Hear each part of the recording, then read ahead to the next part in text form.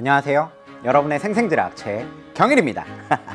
2020 적성고사 대비 대학별 기출강좌, 이번에 함께 공략할 대학교는 가천대학교입니다.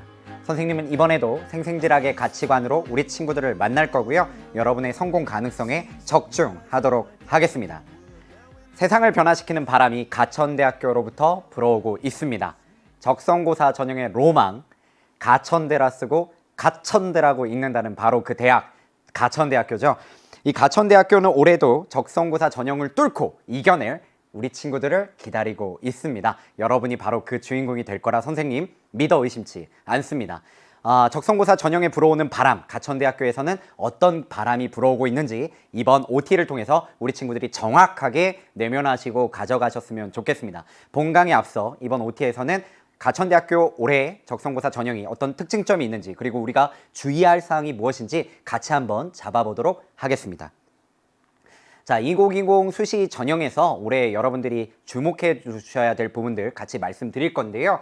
적성고사 일반 전형으로 작년에 비해 3명 더 증가한 1015명을 선발하고요. 이거는 전체 대학 중에 가장 많은 선발 인원으로 적성고사를 통해서 이제 대학에서 수시 전형을 통해서 학생들을 선발할 때 가천대학교가 가장 많이 선발한다라는 점을 생각해 볼 수 있겠습니다. 농어촌 전형 59명 선발하고요. 작년에 비해 늘어난 인원입니다. 검정고시 지원 가능하고 타 대학과 동일하게 학교생활기록부 교과에서 60% 600점 반영되고요. 적성고사에서 40% 400점 반영됩니다. 근데 이 중에 기본 점수가 230점이 이미 배점이 되어 있는 상황이기 때문에 여러분들이 실질적으로 적성고사를 통해서 성취할 수 있는 점수는 170점이 되겠습니다. 이는 계열별로 배점이 상이하기 때문에 여러분들이 지원하는 학과에 따라 내가 어떤 과목을 조금 더 주력해야 될 것인가를 구분해 놓는 잣대로 사용해 주시면 좋을 것 같습니다. 국수형 다 실시하고요. 영어가 10문항 출제가 돼서 총 50문항 여러분들 시험을 보셔야 되는데요. 2019년 11월 24일 수능 이후에 실시하죠. 그렇죠? 60분 동안 여러분들 50문제를 풀어주셔야 됩니다. 전 모집단이 동일하게 이렇게 국수형 문제를 푸셔야 되고요. 사지선다로 되어 있다는 점, 그 다음에 동점자 처리 시 적성고사가 우선시 된다는 거, 최저기준 없다라는 거, 일반적인 다른 대학하고 동일한 부분이라 생각해 주시면 될 것 같습니다. 방금 앞서 배점이 상이하다라는 말씀을 드렸었는데요. 그 부분 한번 생각해서 보시면요. 여기 보시면 인문계열 같은 경우에는 국어가 배점이 더 높고요. 그죠? 그 다음에 자연계열 같은 경우에는 수학이 더 배점이 높죠. 그래서 여러분들이 지원하는 학과에 따라서 더 주력해 주셔야 되는 부분들이 당연히 있는 거죠. 그래서 그 점을 생각해 주시면 되겠습니다. 그래서 학과별 배점 참고해 주시면 좋겠고, 구체적으로는 모집 요강을 통해서 꼭 한번 확인해 주세요. OT는 일반적인 설명이기 때문에 우리 친구들이 세세하게 자기에게 맞는 학과의 특성을 보시기 위해서는 모집 요강 같은 거 활용해 주시면 좋겠고요. 그런 부분에서 찾기 어려우시면 Q&A 언제나 열려 있습니다. 선생님 기다리고 있으니까 선생님을 마음껏 활용해 주세요. 알겠죠? 자, 좋아요. 계속 가볼게요. 여러분들 아까 환산 점수로 이제 내신 등급이 반영된다고 말씀드렸잖아요. 그죠? 그래서 1등급부터 9등급까지 환산 점수 표입니다. 그래서 여러분들 보시면은 1등급부터 지금 보시면 5등급까지는 배점이, 그죠? 점수가, 환산 점수가 등급 간 3점 차이를 보이는 것으로 볼 수가 있죠. 그죠? 그래서 여기 5등급까지는 3점 차이로 볼 수가 있기 때문에 대략적으로 한 문제만 적성고사 문제를 더 맞히면 한 등급을 커버하는 거예요. 예, 5등급까지는 괜찮다라는 거죠. 근데 이제 6등급부터는 점수 차이가 좀 많이 납니다. 그래서 18점의 차이가 나고요. 6등급과 7등급의 차이는 다시금 60점의 차이가 나죠. 그러니까 사실상 등급표에는 뭐 이렇게 다 나와 있지만 실제적으로 5등급까지가 커트로 보는 게 좋을 것 같아요. 우리 친구들에게 희망 고문할 수 없잖아요. 그죠? 현실적으로 극복 가능해야 된다라는 점, 그리고 경쟁률이 매우 높은 대학교이기 때문에 여러분들이 주목하는 학과는 당연히 인기 있는 학과들이겠죠. 그죠? 그런 부분에서는 이런 한 등급도 굉장히 아쉽습니다. 그래서 5등급과 6등급의 차이가 많이 나타나기 때문에 요거는 이제 우리 친구들이 실제로 문제를 거의 만점을 받아야지만 등급 커버가 가능할 정도예요. 그래서 합격선에 들 수 있을 정도예요. 해서 5등급까지가 적절한 이제 지원 대상 학생이다 라고 이야기할 수 있을 것 같아요. 올해부터 조금 변경되는 부분이 있는데요. 그게 뭐냐면 인문 영역에 국수영사 반영되는데, 작년에는 상위 4개 과목이 반영됐는데 올해부터는 상위 5개 과목씩 반영이 됩니다. 그러니까 조금 더 까다로워진 거죠. 그렇죠? 그러니까 조금 더 많은 전체적으로 고루 좋은 성적을 받은 친구들이 아무래도 가천대학교 전형에 적성고사 전형에 유리할 수밖에 없습니다. 그래서 이런 변화의 바람이 지금 불어오고 있다라는 거. 반영 비율은 동일한데요. 반영 비율은 동일한데 상위 5과목이라고 해서 한 과목이 더 추가가 됐다라는 점을 우리 친구들 기억해 주시면 좋겠습니다. 요거는 이제 작년 전체 경쟁률 평균인데요. 일반 전형 29.27 대 1인데 실제로 굉장히 높은 학과 같은 경우에는 간호학과 같은 경우에 45 대 1, 40 인문하고 자연을 이제 구분해서 놓는데 보통 이제 제일 높았던 게 45 대 1 이렇게 포진되어 있다는 거죠. 그런 경쟁률을 보이고 있다는 거죠. 그러면 요건 이제 학과 전체 평균을 이제 내본 거기 때문에 여러분 실제로 지원하는 학과에 따라서는 또 세부적으로 살펴봐 주시면 좋을 것 같아요.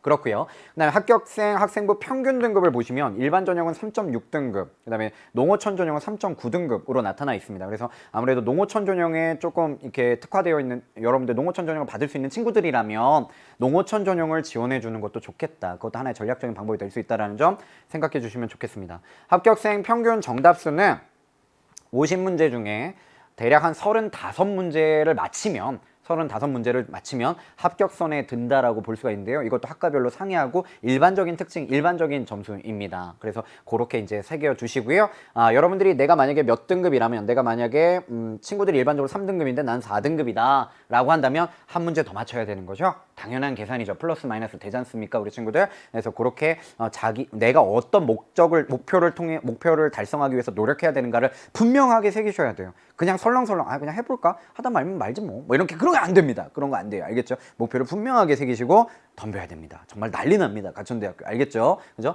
그래서 그렇게 좀 새기시는, 자기를 분석해보고 성찰하는 시간이 되길 바랍니다. 자, 그럼 국어 부분에서 조금 더 자세하게 말씀을 드릴게요. 우리 친구들. 국어 영역에서 우리 친구들 좀 살펴볼 부분은 보시면요. 자, 일반적으로 이제 화법, 작문, 문법, 독서, 문학 이런 식으로 이제 구분을 하지 않습니까? 그래서 요 이제 스타일은 3개년 지금 계속해서 연속해서 오고 있습니다. 그래서 이게 지금 2017학년도, 18학년도, 19학년도 얘기하는 거니까 2016, 17, 18 이렇게 생각해 주시면 되겠어요. 지금은 2020 준비하고 있는 거고요.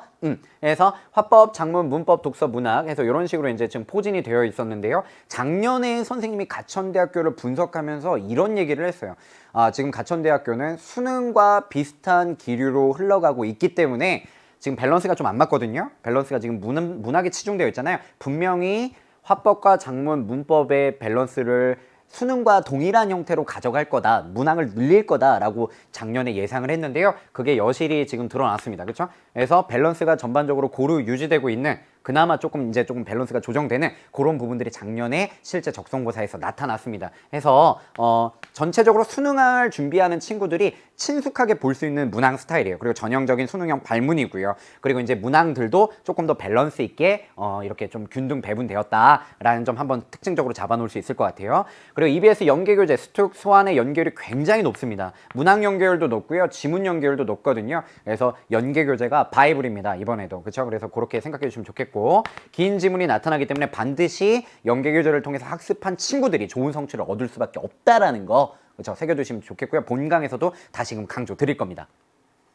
자, 영역별로 조금 더 말씀드리면 화법하고 작문 같은 경우에는 EBS 연계교재 연계율 높고요. 그 다음에 대신은 지문을 조금 변형하는 경우도 있더라고요. 그래서 실제 연계교재에 있었던 지문은 그냥 줄글 형태였는데 그걸 대화논문으로 바꿔놓는다거나 그런 식의 문제를 보았습니다. 그렇죠? 그래서 그런 식의 기출 변형을 보았기 때문에 그런 부분들. 근데 어쨌든 연계되는 부분이니까 그런 부분 생각해 주시면 될 것 같아요. 그리고 전형적인 수능형 문항이고요. 화법과 작문을 요령껏 기술적으로 풀 수 있는 그 정도의 이제 감각을 갖춘 친구들이라면 어렵지 않게 풀 수 있는 수준이에요. 그래서 기본적인 난도기 때문에, 그래서 화법과 작문에서 시간을 많이 쓰지 않고요. 요령껏 기술껏 끼쳐야 됩니다. 알겠죠? 그렇죠? 그래서 풀어내셔야 됩니다. 그래서 그런 부분들 좀 강조드리고요. 자세하게 조금 공부하고 싶으면 기출의 미래, 화법과 작문, 그거 유명한 선생님 찍었는데요. 최경일 선생님이 찍었죠? 나예요.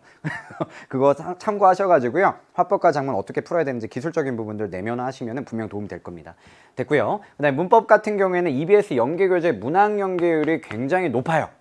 그래서 선생님이 강조 드릴 건데 실제로 문법 문제가 거의 그대로 나오는 수준으로 이제 출제되기도 하기 때문에 연계교재에 나와 있는 문법 문제 반드시 푸셔야 되고요. 그 다음에 원리나 어떤 개념이 적용되는지도 분석적으로 여러분들 교재 굉장히 빈칸 많잖아요. 여백 많잖아. 그런 부분에다가 이렇게 개념을 다 정리해두고 이게 꼭 참고하시고 그렇게 마르고 닳도록 연계교재를 참고해 주셔야 된다는 거죠. 강조드립니다. 네, 문항에서 제시된 예문에 적용된 문법 개념 학습, 방금 말씀드렸다시피 학습 반드시 필요하고요. 어려운 게 하나 나오는데 그게 중세국어예요. 중세국어.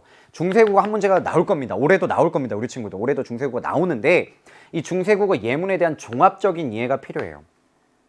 중세국어 예문이 본문에 제시되어 있잖아요. 수특, 수한, 교재에 제시가 되어 있잖아요. 근데 그거를 그냥 문제 푸는 수준으로만 그치는 게 아니라 거기에 나와 있는 예문들을 하나하나 다 생각해 보셔야 돼요. 여기 사용된 각자병선 뭐지? 여기 사용된 하병병선은 뭐지? 아, 이게 히읗 종성 체언이구나. 이런 것들 하나하나 다 찾아가서 정리를 하셔야 돼요. 문법 중세국어 문제를 마치고 싶다면 한 문제 나오는데 그래서 좀 추천해 드리고 싶은 방법은 마지막에 해라. 지금 해야 될 거 먼저 하고요. 지금 뭐 해야 될 거 먼저 하고 지금 중세국어 당장 급한 거 아니거든요. 그리고 한 문제니까 마지막에 마무리할 때 좀 챙겨가시면 돼요. 그죠? 이걸 위해서 막 많은 시간을 투자할 게 아니라 정말 중요한 걸 먼저 해두는 게 좋겠다라는 거죠. 그래서 얘는 마지막에 여러분들이 퍼펙트하게 다 마치고 싶다라고 한다면 그때 그렇죠. 챙겨가셔야 된다는 거죠. 그래서 예문을 그냥 보고 땡치는 게 아니라 예문에 대한 것을 하나하나 다 찾아보셔야 돼요. 생소하고 지역적인 부분이 나옵니다. 그래서 그거는 조심해 주셔야 돼요. 그다음에 독서 같은 경우에는 EBS 연계교재 문항 연계율이 높고요. 지문 연계율도 높습니다. 수능형 문항 중심으로 출제가 되고요. 한두 문제는 추론적 사고 문항이 나올 가능성이 대단히 높아요. 이거는 선행학습 영향평가 보고서에서도 제시된 부분이니까 좀 이따 다시 한번 밝혀드릴 텐데 추론적 사고 문항에 한문도 문제 추가될 가능성이 큽니다. 그다음에 지문의 사전학습 필요하고요. 시간 배분에 주의해라. 지문이 길게 구성이 되어 있어요. 그죠? 그래서 그런 부분들 생각해 주시면 좋겠고 문학이 이제 변별력의 포인트가 될 수 있어서 우리 친구들이 좀 주의를 많이 기울여 주셔야 되는데요. 그래도 이제 연계교재 연결이 높기 때문에 체감 연결은 굉장히 높을 겁니다. 다만 시어, 식구, 서술상의 특징, 발화에 대한 맥락, 상징적 의미를 묻는 문항 등 공부하지 않으면 그리고 기본적으로 내면 개념 학습이 되어 있지 않으면 문학과 관련된 개념 학습이 되어 있지 않으면 이해하지 못할 선택지들도 제시가 되고 있기 때문에 여러분들이 기초를 탄탄하게 가져가셔야 됩니다. 기초를 탄탄하게 단기간에 뭐 답만 외워서 해결될 그런 게 아니에요. 그래서 이 부분이 이제 변별력의 핵심이 될 수 있다라는 거 생각해 주시면 좋겠습니다. 2019학년도 선행학습 영향평가 보고서에서는 이렇게 얘기하고 있는데요. 출제 범위와 내용은 국어 교육과정에서 90%가 출제되었으며 이 범위 내에서 응용한 문제와 추리력에서 약 10%가 출제되었다. 그래서 연계율이 높다라는 측면으로 이해해 주시면 될 것 같고요. 그 다음에 마지막에 상위권 변별을 위하여 사고력을 요하는 문항도 출제하였다라고 얘기를 하고 있죠. 이거는 경고죠. 이거는 그냥 쉽게만 구성하진 않았어. 분명히 상위권을 변별하기 위해서 한두 문제, 많게는 조금 더 어려운 문제 낼 거야 라고 얘기를 하는 겁니다. 가천대학교가. 그래서 그런 부분들 생각해 주시면서 어려운 문제가 이런 식으로 나오는구나. 선생님 본강에서 제안 드리고요. 같이 한번 살펴볼 겁니다. 그래서 그런 부분 충분히 우리가 대비할 수 있도록 합시다. 자, 어떠셨나요? 가천대에 불어오는 변화의 바람이 느껴지시나요? 이 특징점 그리고 맥락 그리고 어떤 부분 주의해야 될지 우리 친구들 본강에서 선생님 더 자세하게 말씀드리면서 하나하나 조목조목 잡아드리도록 할게요. 알겠죠? 선생님 먼저 본강에 가서 기다리고 있겠습니다. 우리 친구들 정말 고생 많았고요. 본강 놓치지 말고 꼭 시청해 주시기 바랍니다. 그럼 우리 친구들 오늘도 생생지랍 되소서.